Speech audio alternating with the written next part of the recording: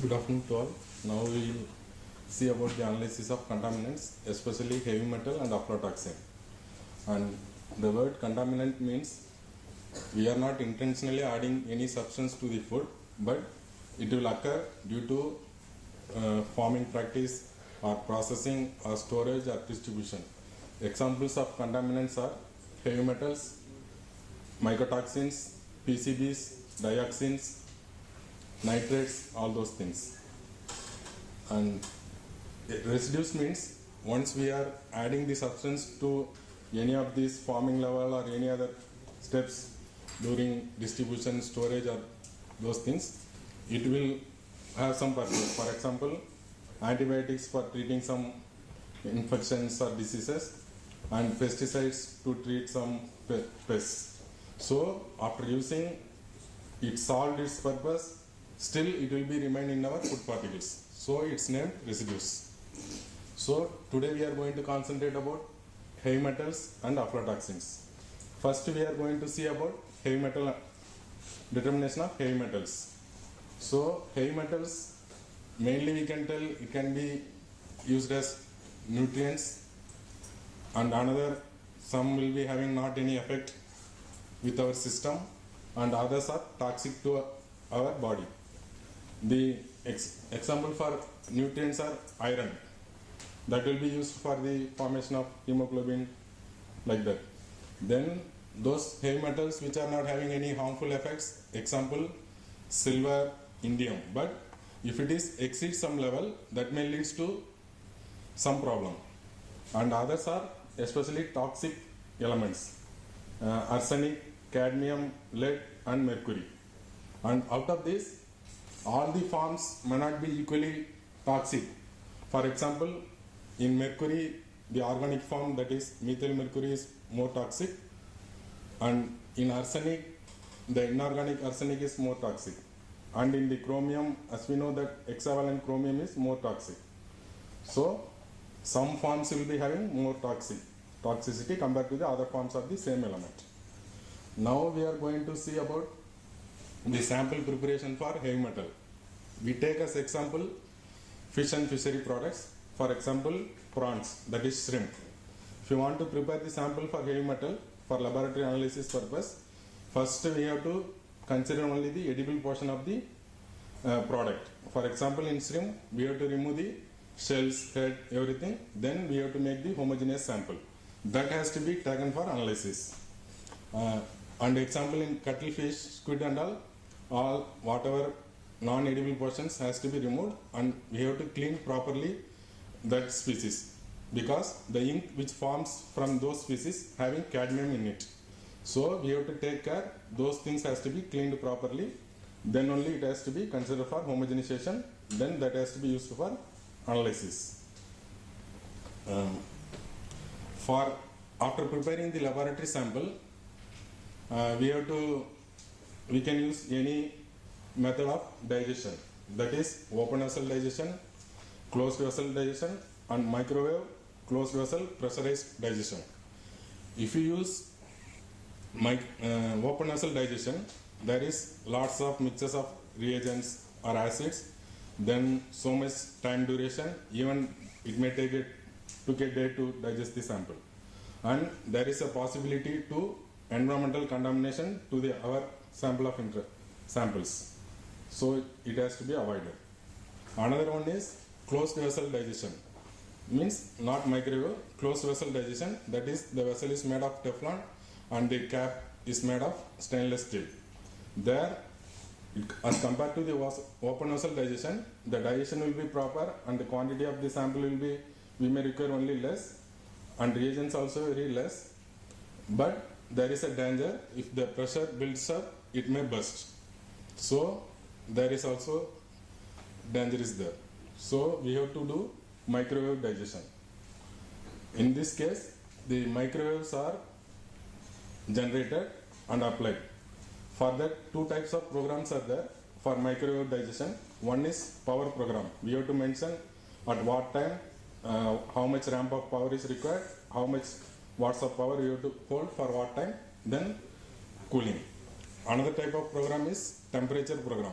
There we have to fix the program based on temperature. For example, we have to fix the temperature initially to some 10 or 15 minutes to attain the target temperature, so that the reactions will be smooth, gradual increase of the reaction. So there is any not any difficult of any strong reactions.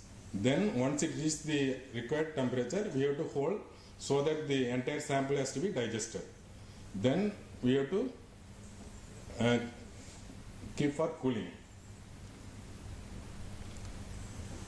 So we have to choose the microwave digestion as compared to open vessel or ordinary closed vessel digestion. That is the best practice. Once the samples are ready, we have to make up and go for the instrumental analysis. We can use different types of instruments for analysis of heavy metals. Example, atomic absorption spectrophotometer, ICP OES and ICP MS. As we know that AAS requires lots of work at a time, but we can do only single element.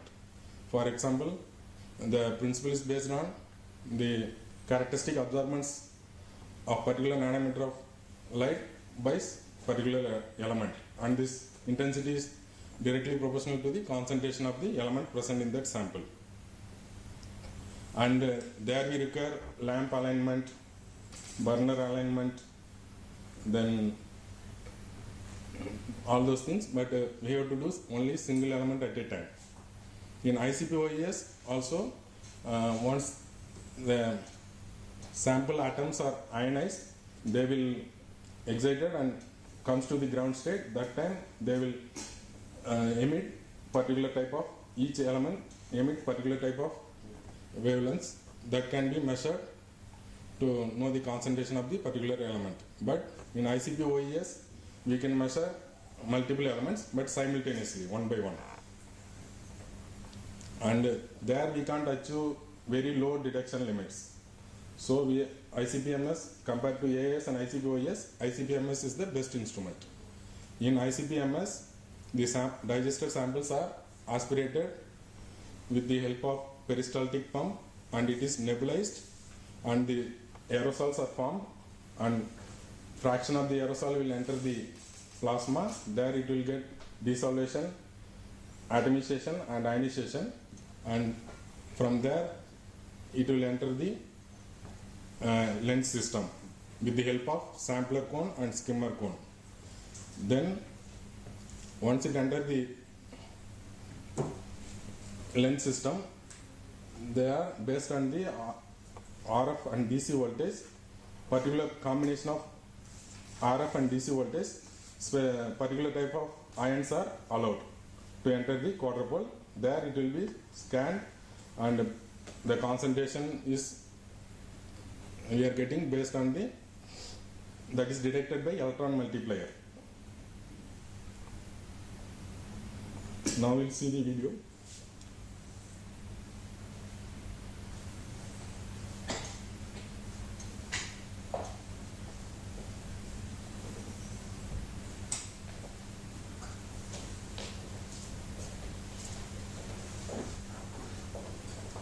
Around 0.5 gram of this homogenized sample.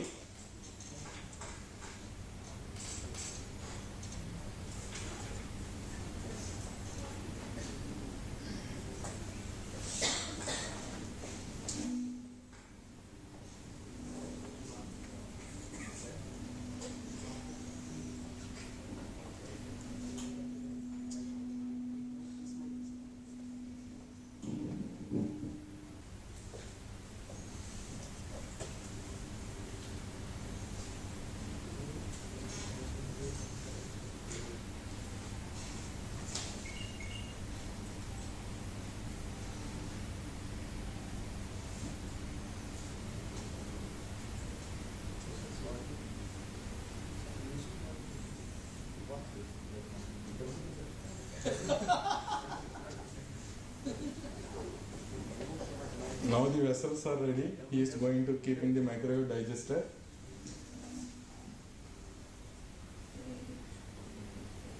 In this unit we can digest 12 samples at a time. The program is ramping for 12 minutes to reach the 180 degrees Celsius, and we are keeping hold that 180 degrees Celsius for 10 minutes, then cooling. Just this is giving the file name for that days or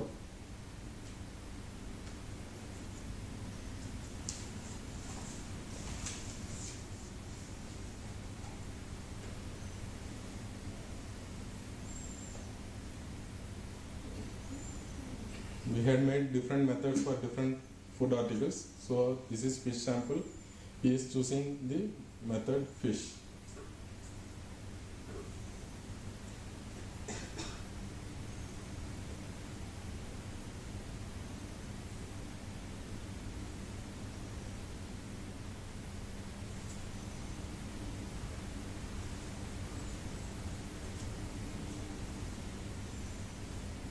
Now the digestion is completed. It will take around 40 minutes.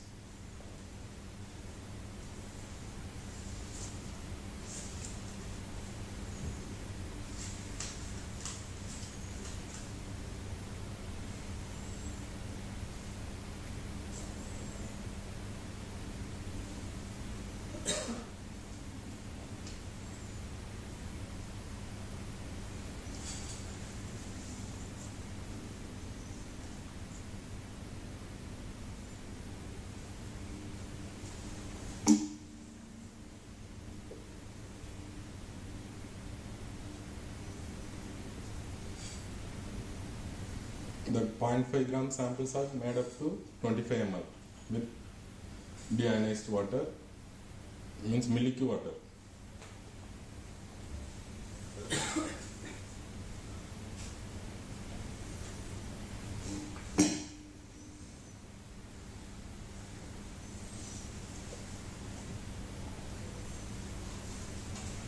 For the makeup, we have to use not distilled water or deionized water, we have to use milky water. Because in distilled water, some contaminants will be there, lead, zinc. In the deionized water, some organic impurities will be there. So, we have to use milky water. There further filtration and UV treatment all will happen. So, that type of water only we have to use for sample preparation. Now, we are going to see standard preparation. For this, dilute nitric acid can be used. We are first preparing from 1000 ppm single element standard, mix of 10 ppm. Then from that we are preparing the working standards, 100 ppb mix, 50 ppb, 20, 10, 5, 1 and 0.5. And blank also we are keeping as level 1. What is the diluent which we are using for plotting calibration? Preparing standards that we are keeping as level 1.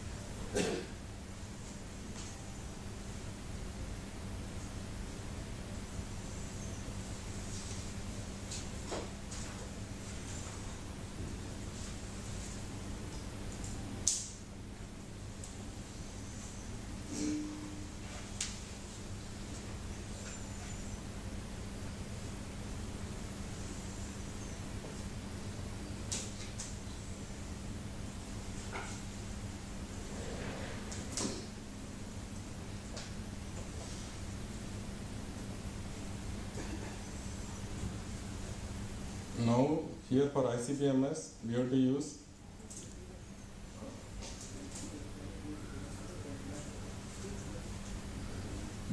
for ICP-MS we are using mainly two gases. One is as plasma source, that is argon gas, that should be of high purity. Otherwise the plasma won't ignite, and also it will easily contaminate the sampler Skinner cones. And another gas what we are using as for reaction cell is helium gas, that also should be of 99.999 purity. Otherwise we will get wherever the collision cell that procedure that element has to undergo, for those elements we will get higher concentrations. So the purity of the gases is very important. The prepared samples and standards are we are transferred to polypropylene tubes and placed in the autosampler. Now he is going to connect the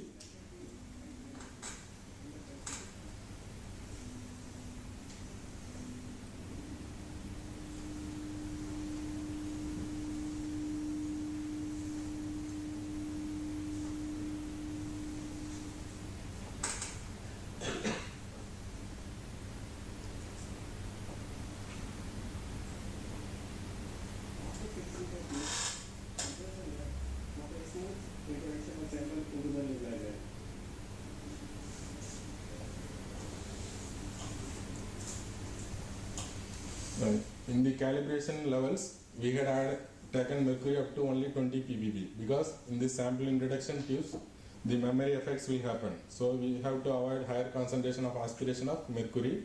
So our calibration range is from 0 to 100, but we taken mercury only from 0 to 20 ppb. Otherwise, anytime it will release in between to any sample, it will give false results.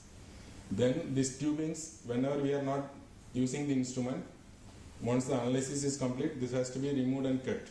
Otherwise, by wear and tear, it will go easily. This tube has to be connected whenever analysis we are going to start.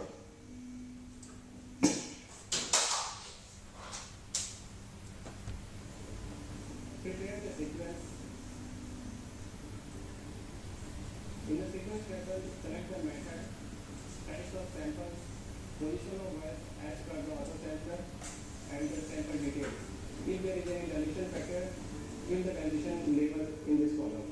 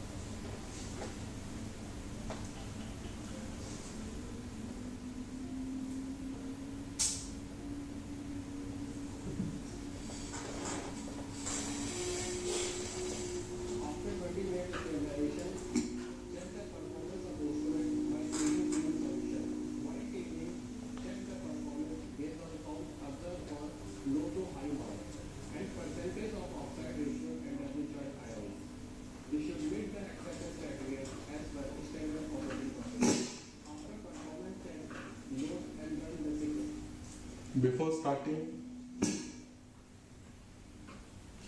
any batch of analysis, just we have to confirm the performance of the ICP-MS.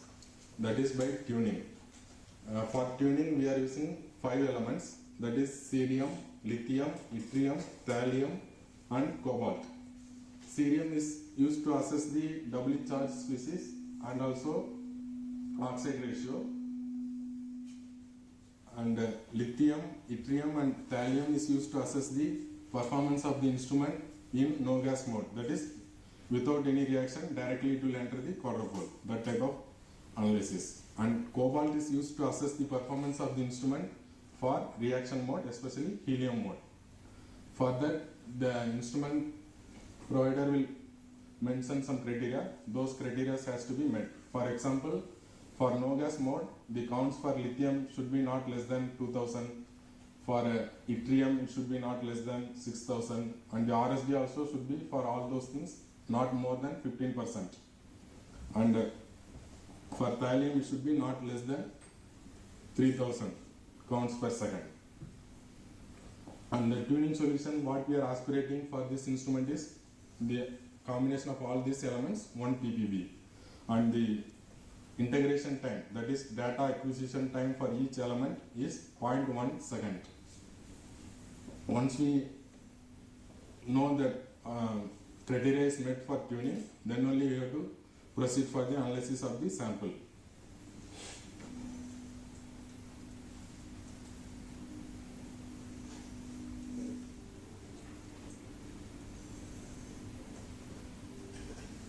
For data processing, know the respective method and plot the caliber. In the method, we have to choose the interference-free isotopes. For example, for arsenic there is only one isotope we can't avoid, 75 AMU, and for cadmium we are using 111 AMU, then for lead 208, then for mercury 202.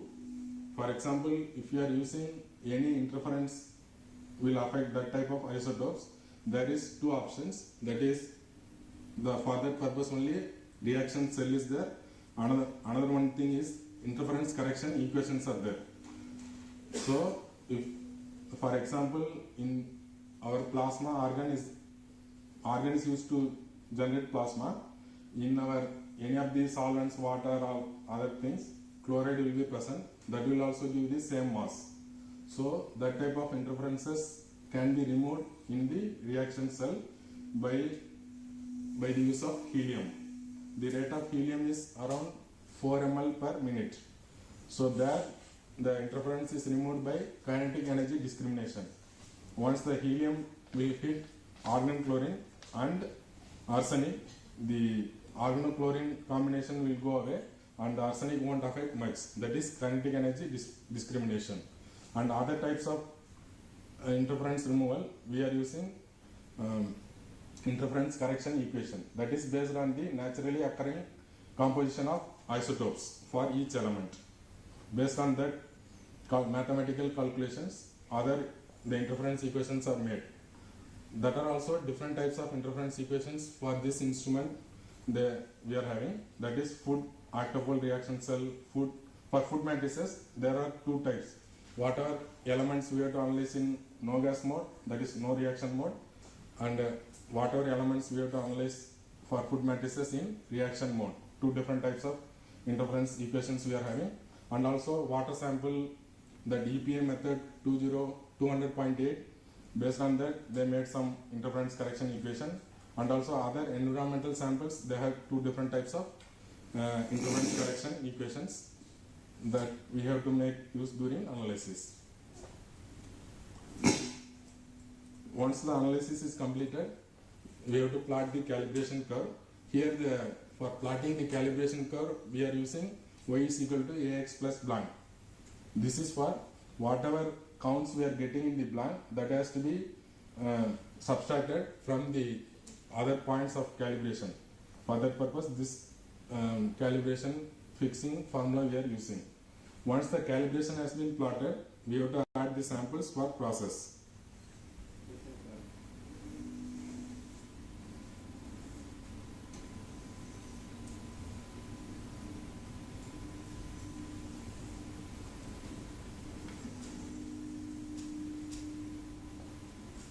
Process the sample for respective element, then correct for reagent like after applied dilution factor, recovery factor, and report it.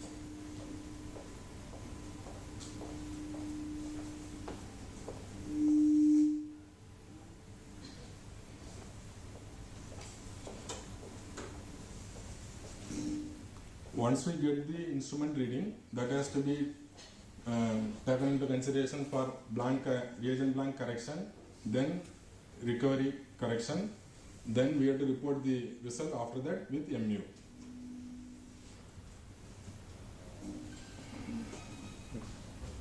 If anyone has any clarification on this, you can ask now. Whatever this is pertaining to heavy metal. If anyone has anything, you can ask. What is the elements containing the chlorine solution? Lithium, cerium, yttrium, thallium, and cobalt. Sir? This is specific for agent make. Okay. You have to see what instrument you are using, what they are recommending, what concentration, all those things you have to see. This is especially for this model I had explained. And what is the no reaction mode and reaction mode? No reaction mode is nothing but we are not, once the sample is digested and aspirating from the plasma, it is directly enter through the help of ion lenses, it will enter directly the quadrupole. That is no reaction mode or no gas mode or hot mode. And another thing, wherever reaction is required, for example, for those elements more interference will occur that can be removed by reaction gas in the reaction cell. That is called reaction mode or helium mode. Reaction mode, two types are there, helium and hydrogen. We are using mainly helium mode. Can you give examples for Which one? examples? Which element? Okay, arsenic. Arsenic. Example. Which elements you are doing in the reaction mode? Out of these four elements example, only arsenic is in reaction mode. And cadmium, lead, mercury all no gas mode. Then what sort of reaction you are with the helium or hydrogen? We are using helium. Only kinetic energy discrimination. Just helium is passed in the reaction cell. If any other atoms other than our analyte of interest is also there, the other type of atom or molecule will be taken out and the rest analyte of interest will proceed further for entering into the quadrupole. Suppose four elements you are doing, you are doing mercury, cadmium, and arsenic you are doing in a reaction. Reaction mode. So you will apply. What is? So other elements will be removed in the reaction mode. Only arsenic will go inside. For example, in the quadrupole, in the making of method, we are fixing what time what element has to enter. For example, if you want to analyze so many elements, 50 to 60 elements, it can be acquired, data can be acquired in 100 milliseconds by ramping the RF and DC voltage. But we have to fix the data acquisition time or integration time for each element. Minimum we have to fix 0.1, maximum you can fix 1 second. So whenever that element is going to occur, that time the helium reaction cell will be active. Remaining time the helium won't be used. So for that particular element, you are activating the, you are telling machine, and this can be analyzed in the reaction mode. That time only helium will be used. Remaining it will be off. The valve will be closed. Thank you. Do you evaporate nitric acid in the after digestion in the tubes? Do you evaporate the nitric acid or directly make up the volume? Some fumes will become, that will go away only in the fume hood. That we can't avoid. While opening the vessel also, some pressure fumes will come only. That will go away only. So, for pesticide and drug analysis, we are doing matrix-based calculation. Okay, here we are using need standard calibration. That won't affect our results. It won't affect. We have to apply dilution factor. For heavy metal, we are not using matrix-based calibration. For example, whatever food matrix we are analyzed, that not required matrix-based calibration. So we have to decide during our method development, we have to use matrix-based calibration or need standard calibration. We are following need standard calibration. I just want to tell you something in this aspect. There are some school of thought which is coming out now that for heavy metal analysis also we should, and there are some papers or literatures or some methods which are developed wherein which people have started using something called matrix matching, wherein which they prepare a matrix and then they start adding the standard and try to do it. But as on date, if you see many of the literatures or many of the methods developed, it is on external standards, applying a dilution factor.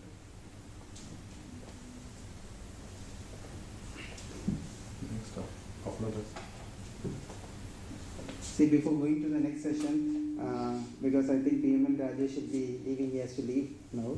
So I would request Dividi sir to give a memento on behalf of ILSI to Mr. PM. Thank you so much for the presentation. Giving that time. Thank you.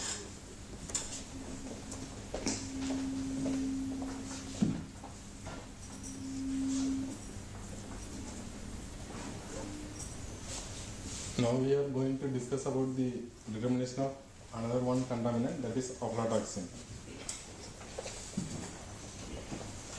Aflatoxin was first identified in 1960, and the fungus which are producing aflatoxins are Aspergillus flavus, Aspergillus parasiticus, etc.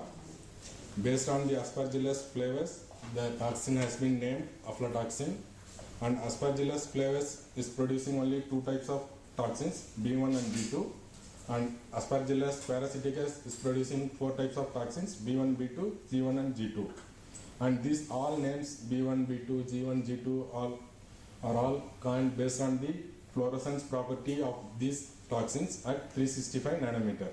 For example, B1 and B2 will give blue fluorescence, and G1 and G2 will give green fluorescence. And other two types of aflatoxins are there that will be occurring in milk and milk products, that are nothing but the metabolic products of B1 and B2, that is aflatoxin M1 and M2. That will also fluoresce blue only, that is all the metabolites of B1 and B2. And out of these aflatoxins, B1 is highly toxic, next is G1, next is B2, next is G2. This is the order of toxicity of these aflatoxins. These aflatoxins are stable up to their melting point. Approximately each aflatoxin is having respective melting point that will be approximately 250 degrees Celsius.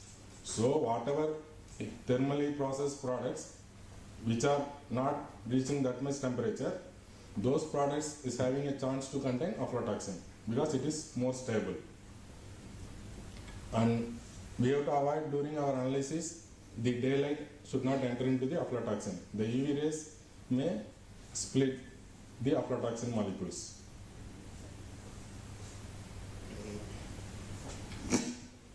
Now we will see this when we are going to prepare the samples for aflatoxins. For example, if it is a contaminated sample, we have to use mask, all those things, even while grinding also, because that will absorb into our body. Now we will see about the analysis of aflatoxin. Just we are going to explain about the extraction and analysis based on HPLC and mycotoxin analyzer, that is nothing but spectrophlorimeter.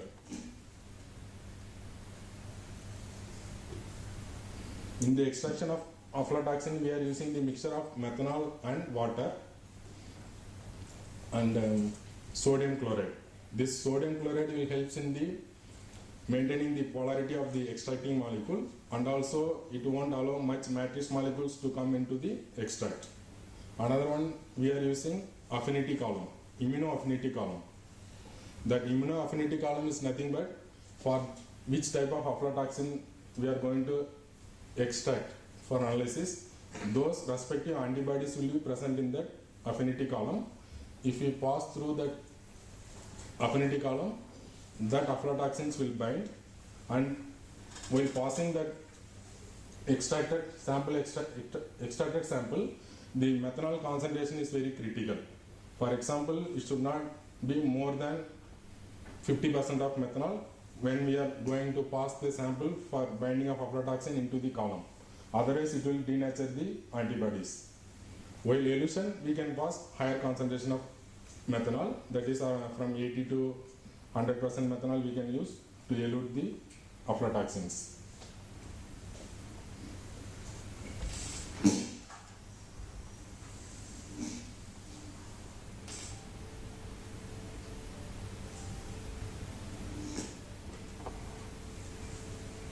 Samples for analysis from Food Safety Standards Authority of India and various exporters are received at consumption of the character members. Samples are verified with forwarding letter and complement the list for acceptance of the sample. If found satisfactory, samples are forwarded as per their procedure to maintain the confidentiality and integrity. In case of FSI sample, Now we are weighing the food grains, that is 12.5 gram sample weight we are taking.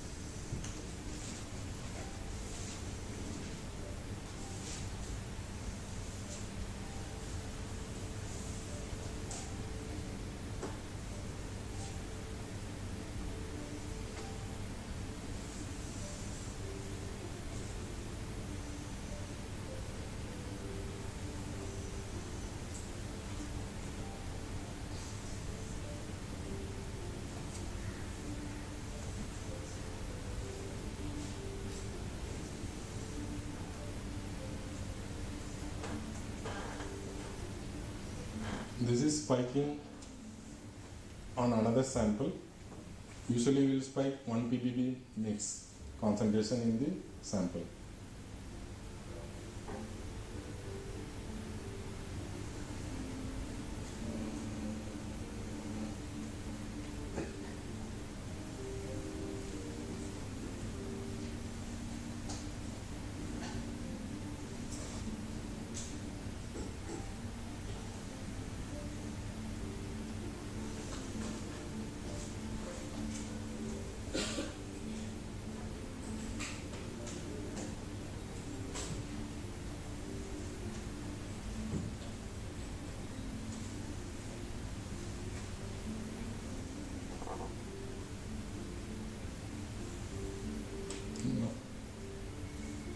Now the sample is added, then the solvent, that is 80:20 methanol mixture will be added.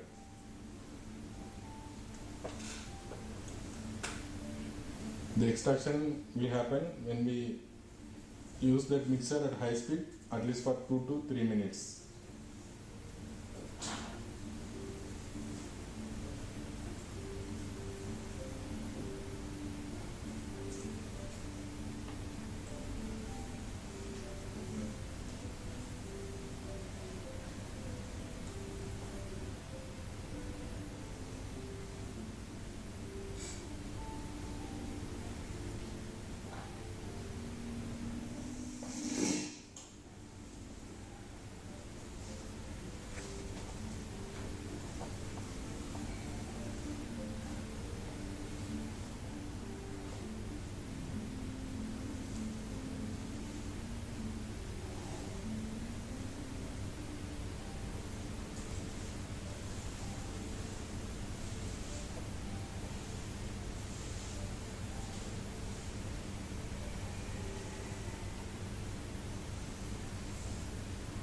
Now first it has to be filtered through fluted filter paper around some 25 to 30 ml.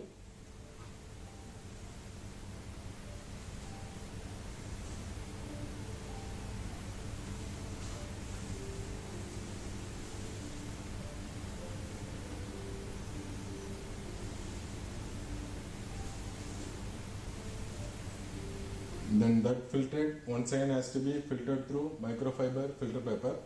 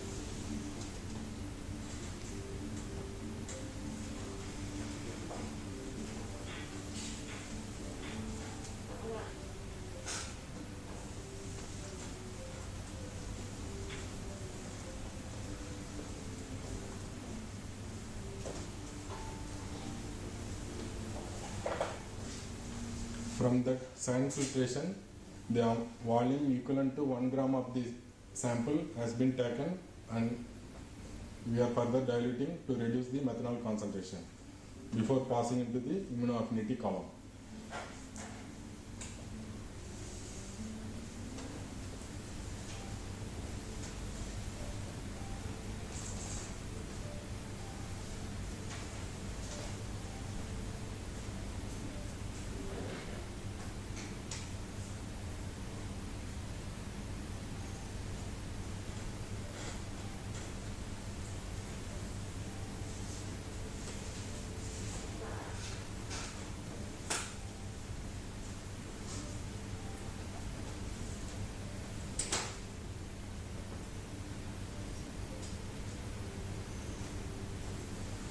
These immunoaffinity columns we have to keep in fridge only. We should not kept in freezer, because once it freezes, the antibody nature will go.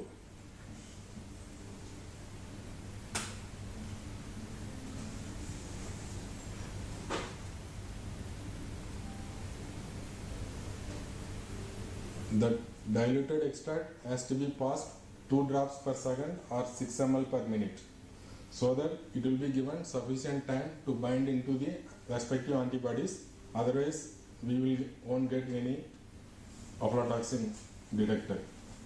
So this time is very important. Otherwise, we will get all samples blank only.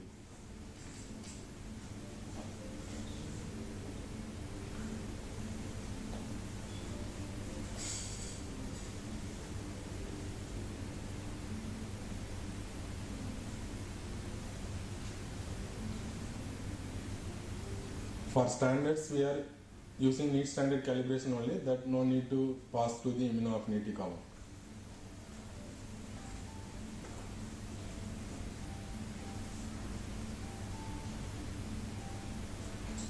After passing through the diluted extract, we have to wash that immunoaffinity column 10 ml of water 2 times, just to clean out the matrix components.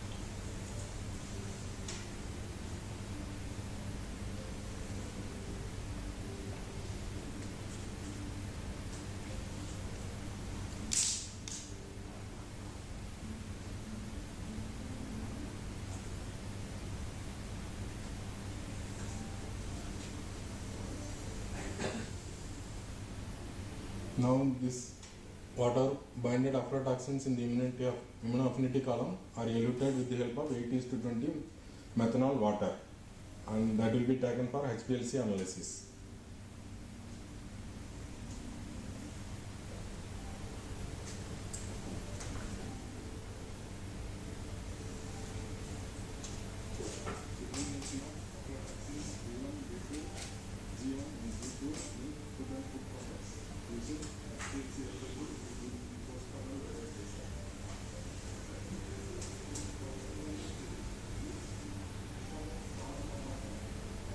The column what we are using for this solution is Eclipse XDB C18 4.6 micron particle size and 150 mm length.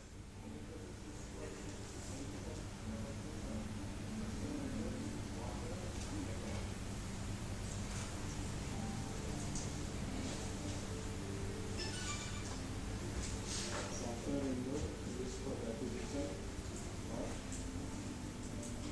expected samples. The injection volume is 20 microliter.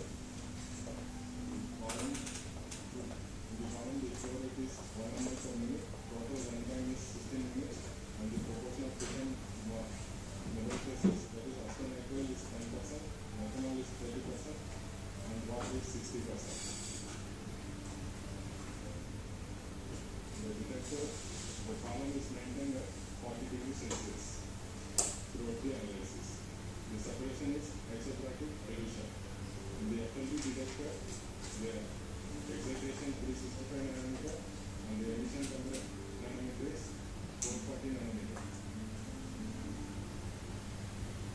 Then we have to make sequence for analysis. In this sequence, we have to name the oil position, type of the sample, whether blank, standard or sample, then the method used for the acquisition, and the while how many injections has to be done, and the type of the sample, whether sample or standard for calculation, and the levels has to be mentioned in the respective standard sequence. Then we have to, once we confirm all this information, we have to do the run sequence. Then the analysis will start. After analysis, the data has to be processed. For that, we have to load the method and define the different levels of calibration points and plot the calibration. Then we have to check the quantification of the sample. Here the post column derivatizer what we are using is photoreaction cell. That is a 0.5 mm internal diameter and 10 meters length. In this, once the element is coming out of the column, it is entered into the post column derivatizer. There, the UV nanometer light of 254 nanometer is passed. There it happens derivatization of the aflatoxins. Here the derivatization is not happen to all the aflatoxins. The aflatoxins which are undergoing derivatization are B1 and G1. Those in the furan rings where double bond is there, in both B1 and G1, their hydroxyl group is attached. That is the derivatization reaction. Thereby its fluorescence property is increased.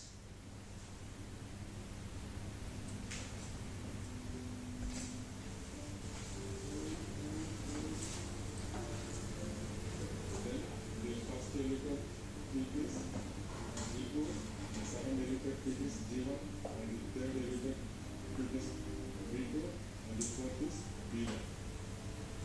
The order of evolution is G2 G1, B2 B1. Now we are eluting the sample for analysis of aflatoxin in mycotoxin analyzer, that is nothing but fluorimeter. For that, we are eluting the sample analyzed with 100% methanol 1 ml.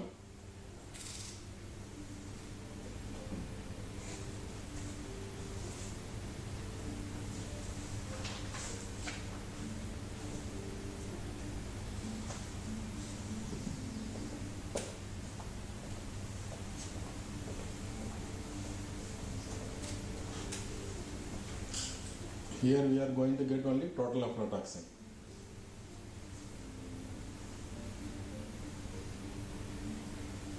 To the eluted extract, we are adding the developer 1 ml. Then before that we are doing the calibration. In these three vials are there. One is higher point of calibration, another one is lower one, another one is just to verify the calibration status what we have carried out.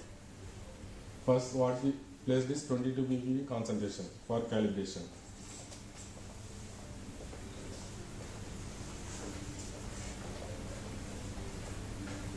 Next one is 0.5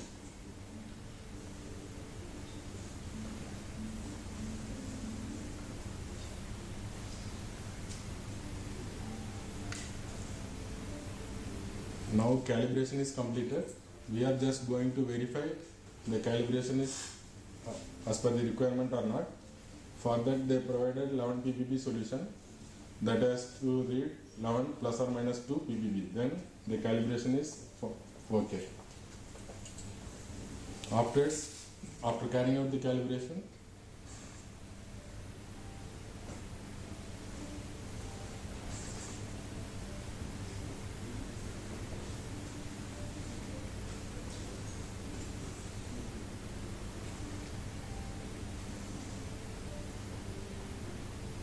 now the calibration is verified. We are going to place the sample.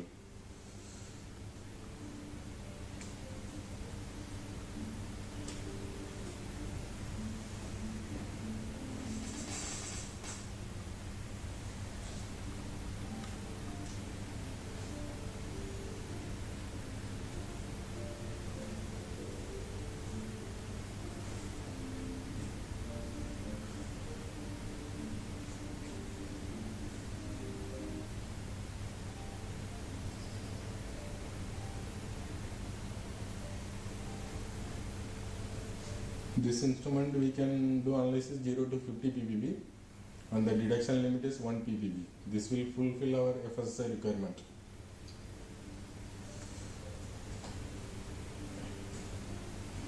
This instrument can be used for analysis of other types of mycotoxins, acrotoxin A, DON, all those things. For that we have to procure different calibration apparatus, that vials, then respective affinity column. Then we can do all other mycotoxins also in this instrument.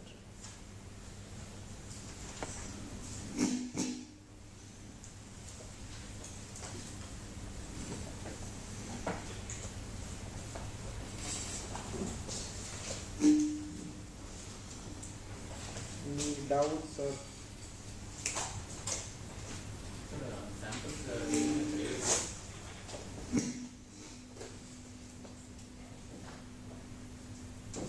Sample on private basis. No, this sample we have taken as such only. This is basmati rice sample. yes, it is on drive, not on a web page. It is on drive.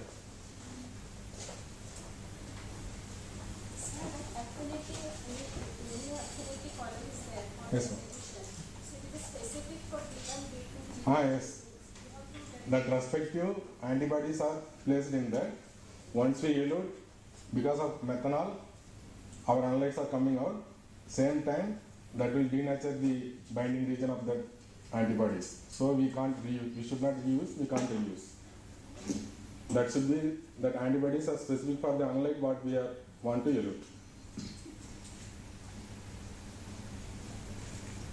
but sometimes we don't know which mitochondria are present. In that case, what will we do? No, that we have to decide what we have to check. Then only we can use this one. Otherwise, MS we have to go. Once again, you have to re-ask the question, not clarity as we were. What is that? Sometimes we don't know which type of aflatoxin is present. Hmm. Now, ma'am, this in this fluorimeter, what he has told, it is total aflatoxin. So, just before that, you saw how we are doing for B1, B2, B1, G1, B1, B2, and G1, G2 separately. So, there is a difference here. See, if we are doing samples for FSSI, the requirement presently is total. And I think it has been slightly revised and now it is 15 ppb, earlier it was 30 ppb. Food grains 15 ppb. And in the case of C, we also do some samples for export, that is mainly with respect to European Union requirement, like in the case of peanut, where in which B1 is 2 ppb and total is 4 ppb. So then we need to separately quantify B1 and the total also, because B1 is separate and the others also is a total one. So we need to, then we are taking the, like we are doing it in HPLC. But only for FSSI we are doing only fluorimeter, whereas it total.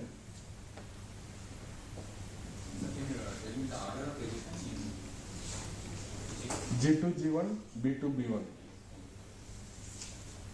If you want to shift the RT as per your requirement slightly, then you have to change the proportion of organic and aqueous phases.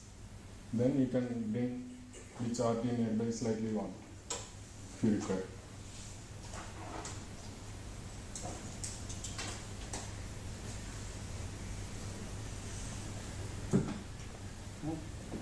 Thank you. Thank you.